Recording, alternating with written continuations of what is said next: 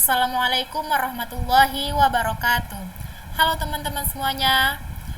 Pada video ini saya akan menjelaskan materi tentang backpropagation dengan fungsi aktivasi. Nah, materi ini membahas bagaimana sebuah model neural network atau perseptron belajar dari kesalahan melalui proses perhitungan error, pembaruan bobot, serta penggunaan fungsi aktivasi agar prediksi menjadi lebih akurat. Langsung saja di slide pertama, di sini ada konsep dasar backpropagation tanpa fungsi aktivasi. Nah, pada proses pertama ini dimulai dengan menghitung output menggunakan rumus output sama dengan X kali W plus B. Nah, sebelumnya saya akan menjelaskan di sini keterangan pada simbol pada gambar tersebut. Nah, di sini ada simbol X yaitu sebagai input atau data masukan, W itu sebagai weight atau bobot, sedangkan B sebagai bias, F dalam kurung X ini sebagai fungsi aktivasi, O ini sebagai output atau hasil prediksi, dan Y ini sebagai target atau jawaban sebenarnya. Nah, di sini langsung di rumusnya yaitu untuk menghitung output, rumusnya yaitu O sama dengan X kali W plus B. Nah, artinya input dikalikan dengan bobot, kemudian ditambahkan bias sehingga menghasilkan output awal. Nah, setelah output diperoleh, langkah berikutnya adalah menghitung error atau kesalahan menggunakan rumus error sama dengan Y kurang O kurang output. Nah, error diperoleh dari selisih antara target dengan output hasil prediksi. Nah, jika nilai error masih besar, maka sistem akan memperbaiki bobot atau weight menggunakan rumus pada tampilan layar ini, teman-teman. Nah, di sini ada W new atau W baru sama dengan W old atau W lama ditambah E dikali N. Nah, N ini atau net ini learning rate ya teman-teman, dikali X. Nah, di sini juga ada keterangannya. Di sini ada E itu adalah error, N itu adalah learning rate, dan X adalah input. Learning rate digunakan untuk mengatur besar kecilnya perubahan bobot saat proses pembelajaran. Selain bobot, bias juga diperbarui menggunakan rumus. Nah, rumus ini juga teman-teman, B new sama dengan B old ditambah E kali N. Bias baru sama dengan bias lama ditambah error dikali learning rate. Nah, tujuan update bobot dan bias adalah agar output berikutnya semakin mendekati target yang diinginkan. Proses ini dilakukan secara berulang atau iterasi sampai error menjadi semakin kecil dan model mampu menghasilkan prediksi yang lebih akurat. Langsung saja kita ke slide selanjutnya. Nah, di sini ada langkah pertama yang harus dilakukan untuk menghitung output menggunakan fungsi aktivasi dengan rumus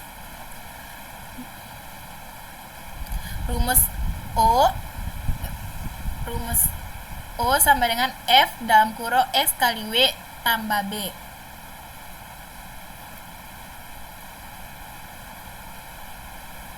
Nah, artinya di sini input dikalikan dengan bobot lalu ditambahkan bias, kemudian hasilnya diproses kembali menggunakan fungsi aktivasi sehingga menghasilkan output.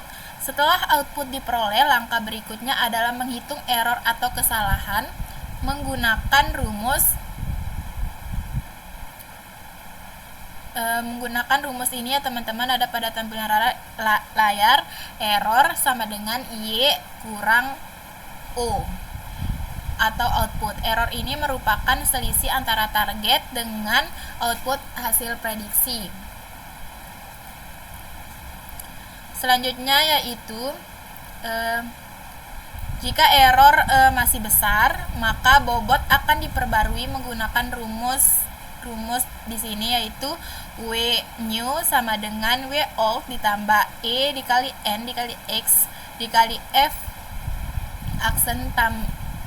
aksen kali X. Nah, di sini keterangannya yaitu E adalah error, N adalah learning rate, X adalah input, F aksen dalam kurung X adalah turunan fungsi aktivasi.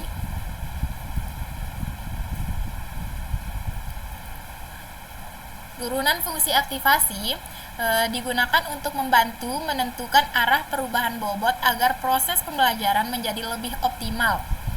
Selain bobot, bias juga diperbarui menggunakan rumus di sini, teman-teman. Rumus ini ya, teman-teman, di B new atau B baru sama dengan B old, B lama ditambah error dikali learning rate dikali F aksen X atau dikali turunan fungsi aktivasi. Nah, learning rate berfungsi untuk mengatur besar kecilnya perubahan bobot dan bias saat proses training. Proses ini dilakukan secara berulang atau iterasi sampai nilai error menjadi semakin kecil dan output mendekati target yang diinginkan.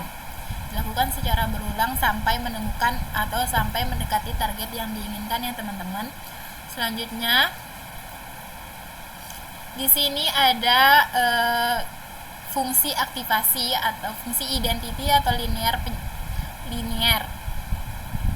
Di sini fungsi identity atau linear memiliki turunan bernilai 1. Nah, yang pertama di sini ada fungsi identity ya, teman-teman. Di sini ada fungsi identity atau linear ini memiliki turunan bernilai 1.